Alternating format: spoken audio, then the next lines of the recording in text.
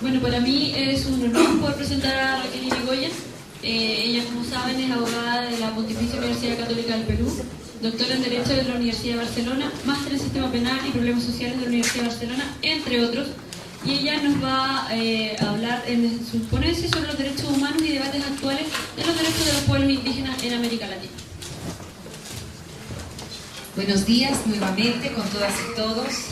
Agradezco otra vez la invitación que nos han hecho las instituciones organizadoras y por la generosa acogida que hemos tenido estos días. Veo ya en el público que nos hemos ido conociendo estos días que hay algunos dirigentes indígenas, académicos y académicas del derecho, las ciencias sociales, y me agrada, me alegra esta introducción magistral que ha hecho Milka sobre estos debates, estos encuentros entre la antropología y el derecho. Efectivamente, hay toda una historia de debate académico entre el derecho y la antropología.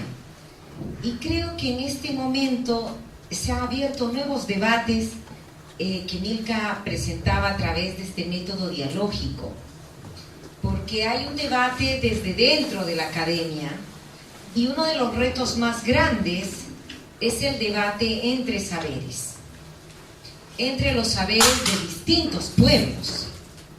Hemos visto un poco la historia de la antropología jurídica al interior, digamos, de la cultura occidental, del saber occidental. Milka planteaba este tema del diálogo, ¿no?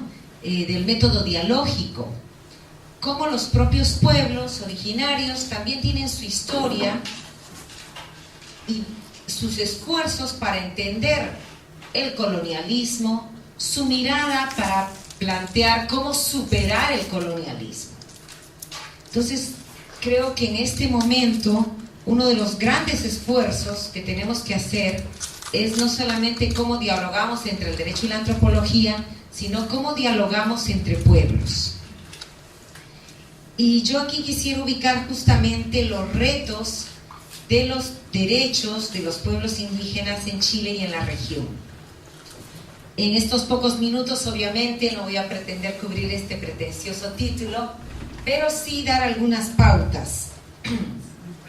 En primer lugar, yo quisiera problematizar cómo hemos discutido estos temas desde la academia y desde la política. Por ejemplo, si planteamos el tema de los conflictos entre pueblos como un asunto interindividual, ayer discutíamos y anteayer este tema. Por ejemplo, se dice, bueno, el problema es entre un individuo mapuche y el esposo, la mujer, y se resuelve esto en la sede penal o en la sede de la resolución de conflictos dentro del sistema jurídico hegemónico bajo categorías como el acuerdo reparatorio. Esta es una manera de enfocar los problemas, como si fuera un asunto de problemas interindividuales y que se va a resolver por las instituciones que tiene el derecho penal o la resolución de conflictos, etc. Otra manera de encarar estos problemas, estos temas, ha sido como un conflicto interracial, como un conflicto de discriminación racial o como si hubiera un problema entre razas.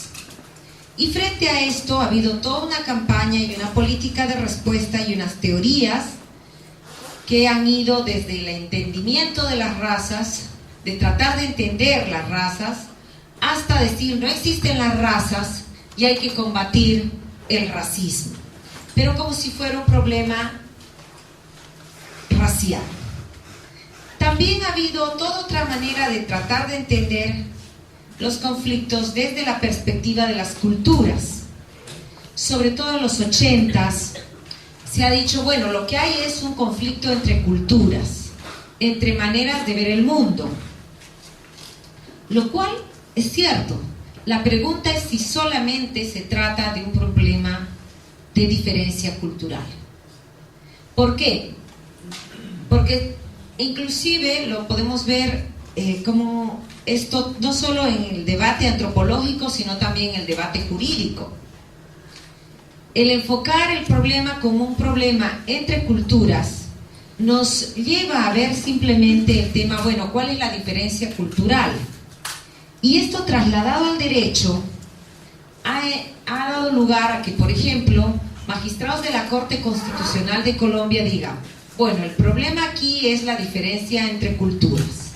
Entonces la Constitución reconoce la pluralidad cultural y se reconoce los derechos de los indígenas en tanto pruebe que son diferentes culturalmente.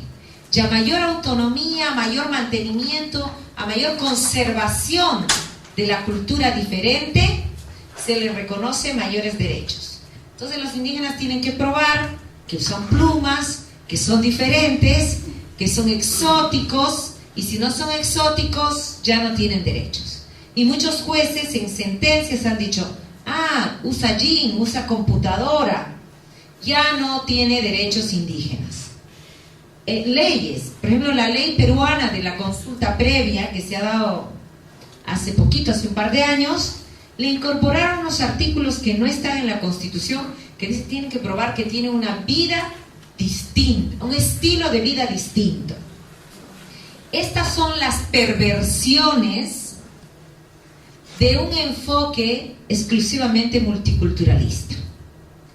Yo creo que sí hay una diferencia cultural y hay que relevarla para valorar las diferentes culturas.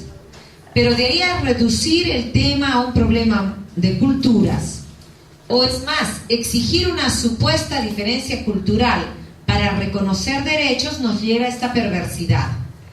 Que muchos pueblos han tenido que decir, sí somos culturalmente distintos, y nos ponemos plumas y nos disfrazamos para poder ser sujetos de derechos. E inclusive se dice, bueno, los abogados, no, mira esta diferencia cultural, tiene tal costumbre para poder lograr exoneraciones en los juicios. O esto no solamente aquí, también en Canadá se ha entendido, por ejemplo, los derechos inherentes o intrínsecos como aquellos que se conservan de épocas anteriores, la caza, la pesca, la recolección, etc.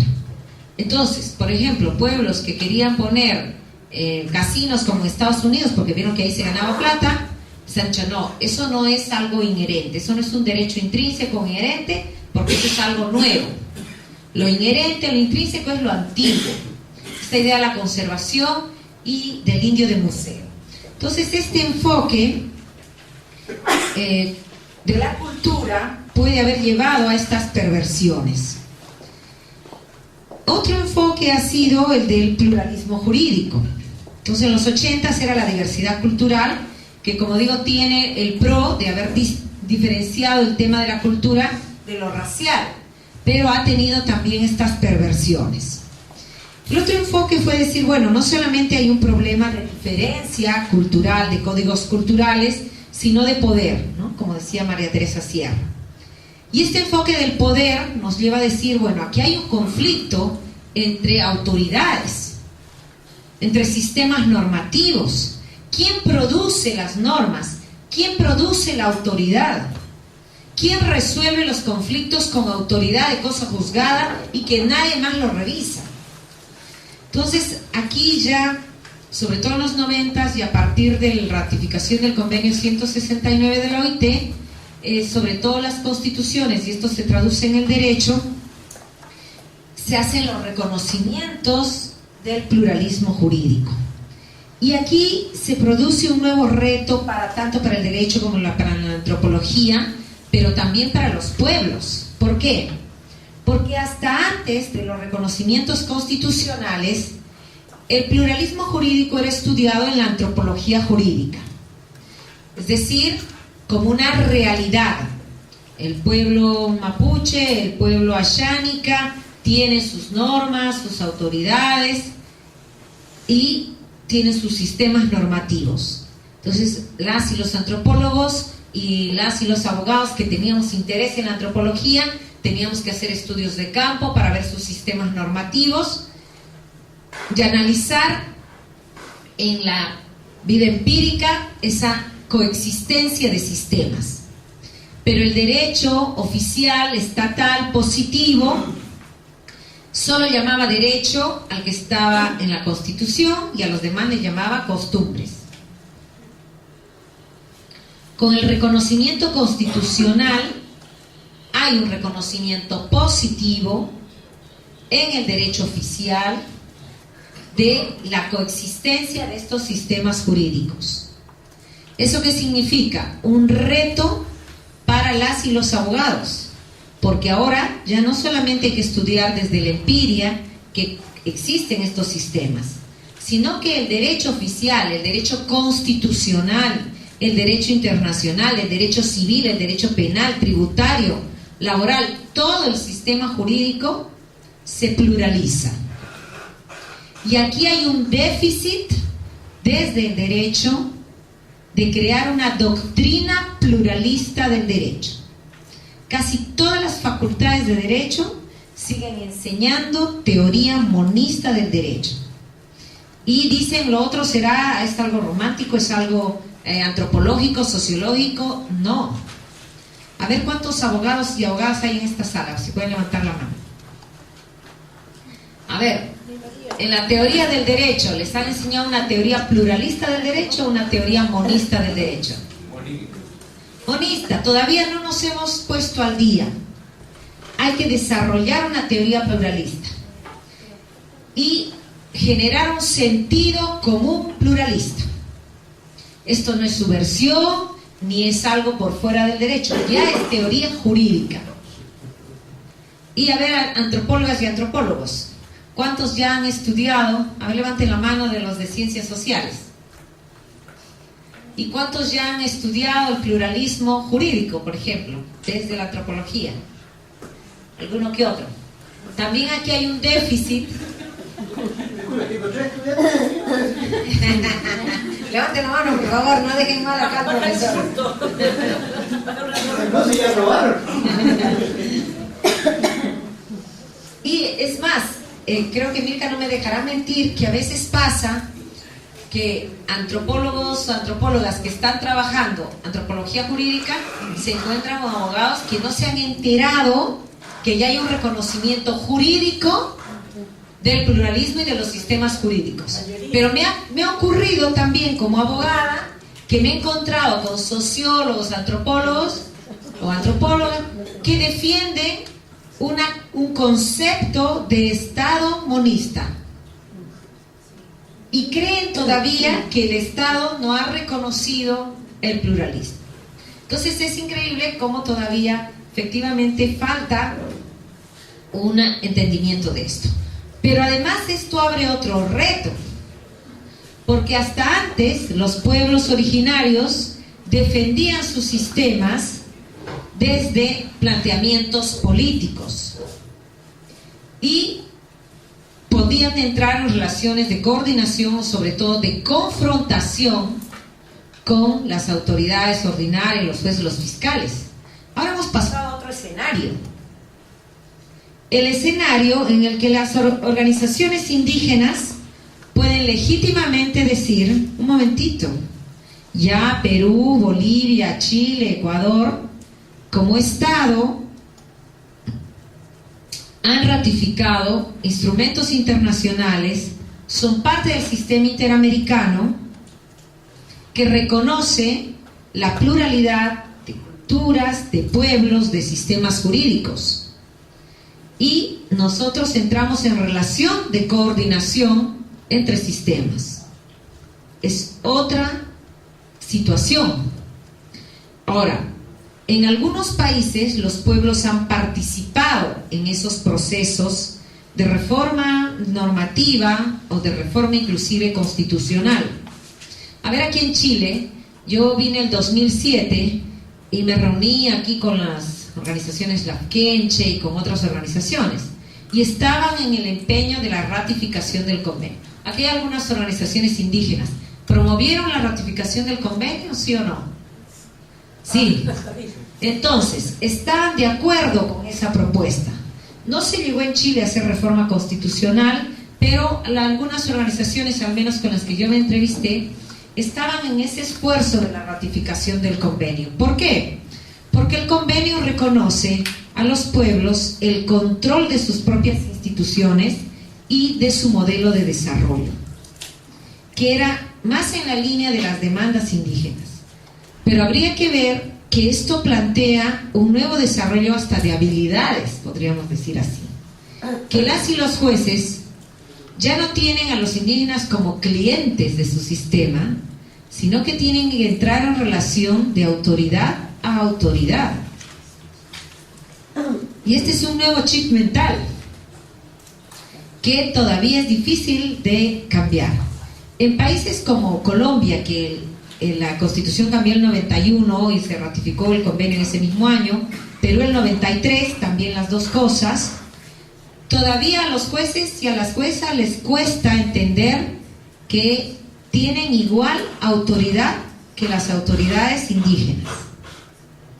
Nosotros hemos ensayado hace unos años unas diplomaturas en derechos indígenas y sentamos por primera vez en una carpeta por 15 días 10 presidentes de corte, 10 autoridades indígenas, además de abogados y otras personas más.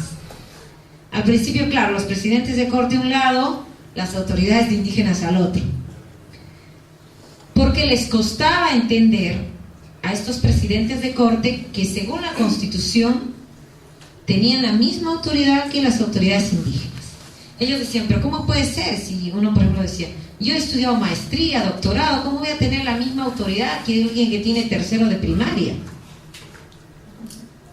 ¿No? Le costaba. Decía, un momentito, usted conocerá el Código Civil, Penal, por eso ha ido hasta hacer su maestría, su doctorado, pero usted conoce el sistema jurídico Ashánica, usted conoce el sistema jurídico de las rondas campesinas. Ah, eso siempre se exceden, son unos delincuentes. Un momentito. Ellos son autoridades porque conocen su propio sistema jurídico y porque ejercen, lo administran y son la autoridad. Esto por eso digo, requiere otras habilidades. Y muchas dirigentes autoridades indígenas también estaban acostumbrados por problemas de represión a confrontar, poner palos, hacer movilizaciones. Decían, bueno, ahorita estamos en otro escenario, un escenario en el que los tratados internacionales, la Constitución plantean relaciones de coordinación. Son otras habilidades las que hay que desarrollar ahí. Bien, entonces, en los 90s se plantea estos reconocimientos constitucionales desde el 89, el convenio 169 de la OIT, que cambian la realidad jurídica y política y obliga entonces a reconstruir la teoría jurídica y a reconstruir los estudios de antropología jurídica también. Y obliga a nuevas relaciones políticas entre los pueblos.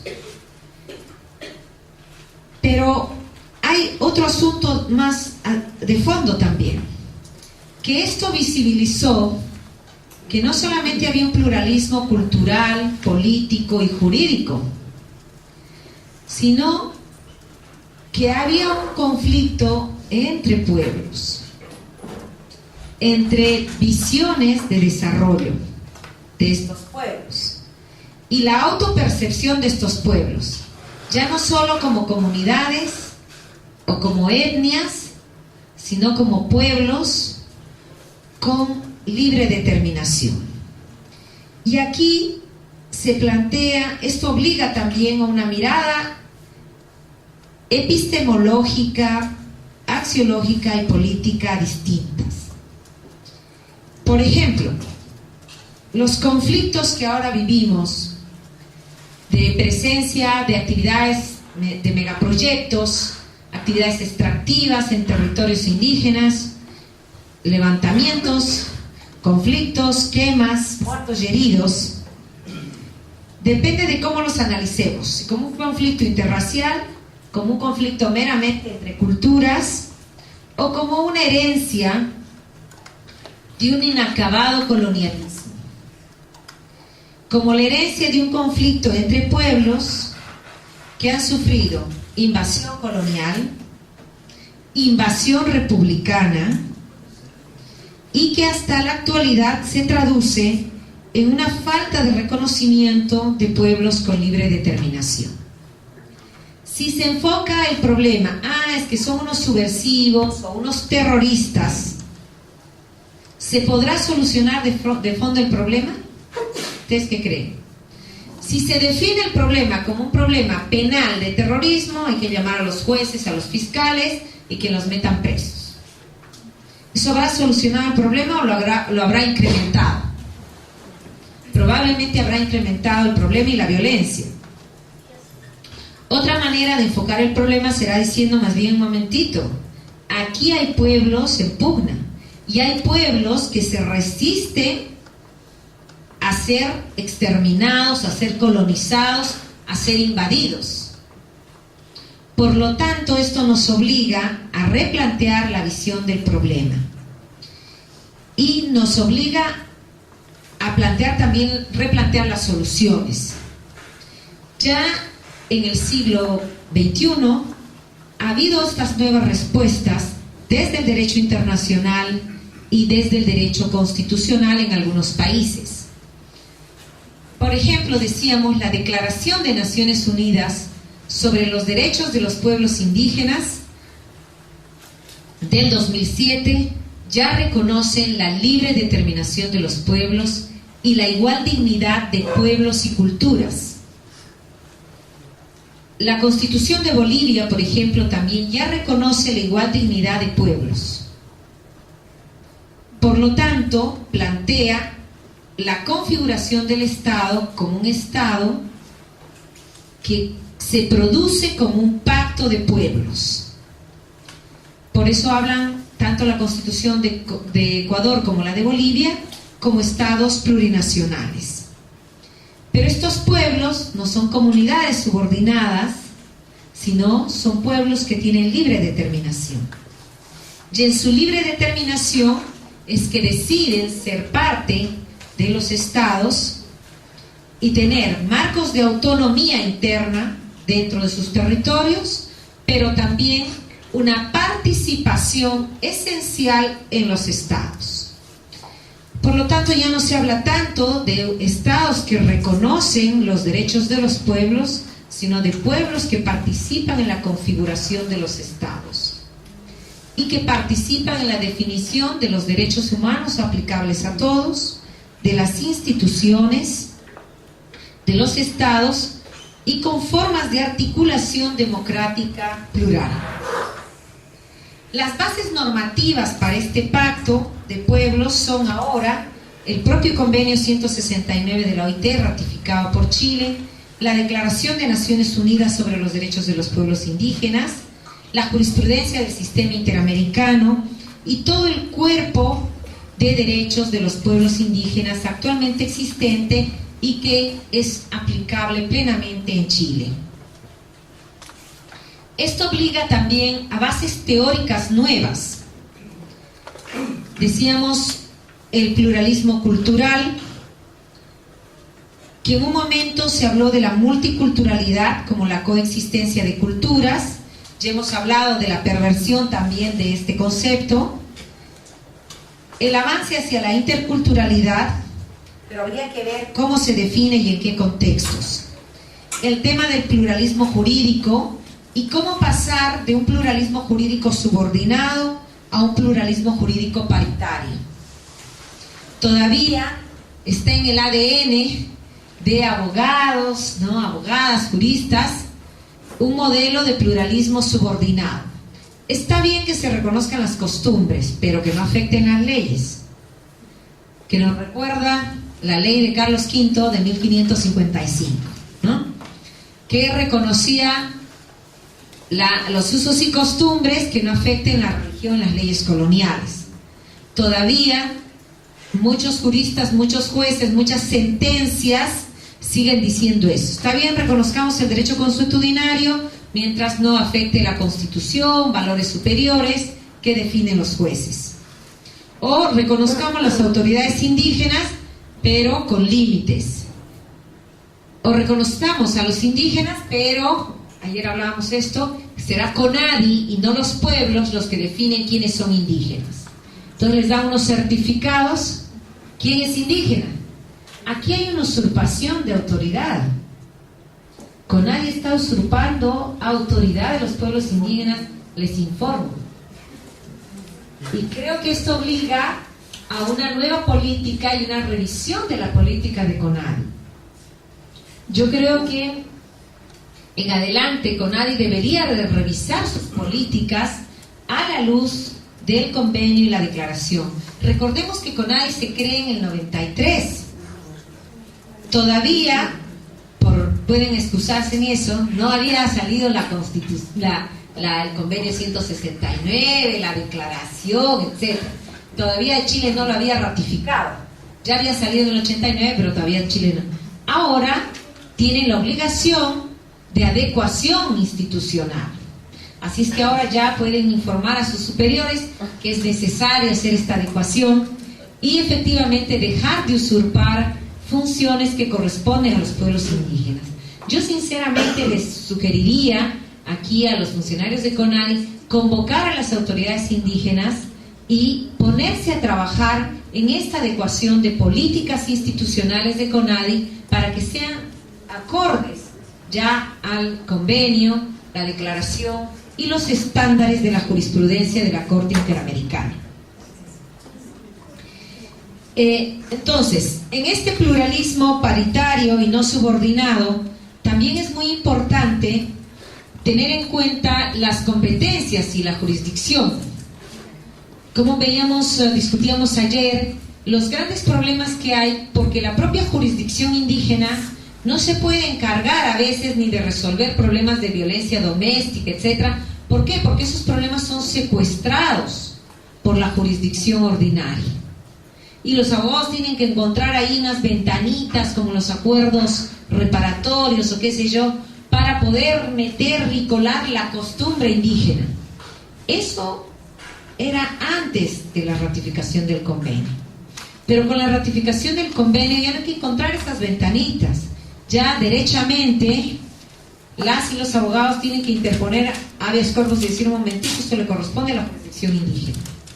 Y funcionarios, funcionarias de la Defensoría Pública, de los centros de arbitraje, jueces, magistrados, ya directamente tienen que decir: un momentito, esto no corresponde a la jurisdicción ordinaria, esto corresponde a la jurisdicción indígena. O sea, ya hay un reto de tomarnos en serio el pluralismo paritario. Otro marco teórico que ha cambiado es el de la ciudadanía. De una ciudadanía individual que pasó de un modelo restringido a una ciudadanía plural. Kimlicka hablaba de la ciudadanía multicultural para hacer referencia a esta ciudadanía de individuos que pertenecen a colectivos culturalmente distintos, pero hasta aquí definidos por el Estado. Ya la declaración habla de que los propios pueblos, las propias naciones indígenas definen quiénes son sus miembros, y esto ya lo mencioné con el hecho de que sean los propios pueblos los que definan quienes pertenecen a su nación o a su pueblo, como le llama la declaración, y no las instituciones burocráticas del Estado. Aquí avanzamos, decíamos también al concepto, en un primer momento en los 80, los 90, de la idea de que la sociedad, la nación era multicultural. En los 90 se pasó a la idea del Estado pluricultural, con un énfasis todavía en la diversidad cultural. Y ahora, en este siglo, al Estado plurinacional con un énfasis ya no tanto en la diversidad de culturas, sino en la coexistencia de pueblos. ¿Y cuál es la diferencia? Porque diversidad cultural también puede haber con inmigrantes, chinos, alemanes, japoneses, que no tienen los mismos derechos que pueblos que preexisten al Estado. Y esa es la diferencia con los estados plurinacionales que se están definiendo ahora. Otro elemento fundamental en cuanto al marco teórico que ha cambiado es la vuelta a la discusión de la descolonización. El horizonte de estas reformas, tanto jurídicas como teóricas, no solamente obliga a plantear el reconocimiento de la diversidad cultural, el combate al racismo, que son horizontes sobre la categoría racial o sobre la categoría de la cultura. En cambio, la descolonización tiene un horizonte mucho más largo que va hasta los procesos de invasión, ya sea los procesos de invasión colonial o los procesos de invasión republicana. Recordemos que ha habido una invasión en era colonial y también ha habido procesos de invasión en era republicana. El caso de los mapuche, ya habíamos visto en estos días, ustedes lo saben mejor que yo, firmaron tratados o parlamentos generales desde 1610, en Chile hasta 1823 o 25, ahí hay un debate historiográfico, en Argentina todavía hasta mediados de todo el siglo XIX, y la invasión, la anexión territorial propiamente se produce ya en era republicana. Entonces, y actualmente algunos historiadores dicen que los procesos de concesiones para proyectos, megaproyectos de hidroeléctricas, monocultivos, minería, petróleo, actividades extractivas o de infraestructura, tienen un impacto tan grande como en el siglo XIX. Eso hace que entonces veamos que las invasiones no solamente han sido en era colonial, sino que se siguen reproduciendo. Por lo tanto, siguen habiendo procesos de colonización. Y de ahí la categoría de la descolonización no solamente se refiere entonces a un momento del siglo XVI, sino que sigue siendo vigente como una categoría fuerte que supone que un pueblo no tiene derecho para imponerse sobre otros, sobre todo bajo ya el reconocimiento jurídico de la idea de la igual dignidad y derechos de los pueblos. Entonces, si todos los pueblos tienen igual dignidad y derechos, ¿bajo qué argumento un pueblo invade a otro? Da licencias, concesiones, autorizaciones sobre el territorio del otro pueblo. ¿Con qué argumento jurídico? Ni siquiera estoy hablando con qué argumento político o de conveniencia, con qué argumento jurídico. Entonces aquí esta categoría de la descolonización tiene mucha vigencia. Y en esta línea también la de construir teóricamente el tema de las institucionalidades plurales. Aquí se juega una doble partida, digamos, por una parte en categorías de autonomía, autonomía hacia el interior de los territorios, autonomía hacia el interior de la autoridad de los pueblos. Pero ¿cómo hacer hacia afuera? Hacia afuera, antes se planteaba que era el Estado que reconocía la diversidad cultural, el Estado que abría los espacios a la diversidad cultural, el Estado que tenía un modelo de desarrollo y abría el espacio al etnodesarrollo. Ahora ya estamos hablando de institucionalidades plurales basadas en el diálogo intercultural en un contexto de pacto de pueblos, lo que supone también modelos en los que se reconoce la libre determinación del desarrollo de los pueblos. Bien, ahora solo quiero terminar entonces con que esto nos abre una agenda de descolonización, tanto en el plano jurídico como en el plano político, en el plano teórico. Esto supone, esta agenda para la descolonización, creo que es el reto que tenemos en este momento. Como se dice, tomar el toro por las astas. Ya abandonar los discursos limitados de que solamente se trata de promover una mesita de diálogo intercultural para no maltratarnos, reconocernos la diversidad, ¿no?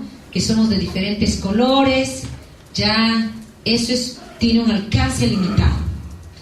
Creo que estamos ya claros que se trata de una agenda de descolonización, lo que supone que los pueblos recuperan el control de su destino.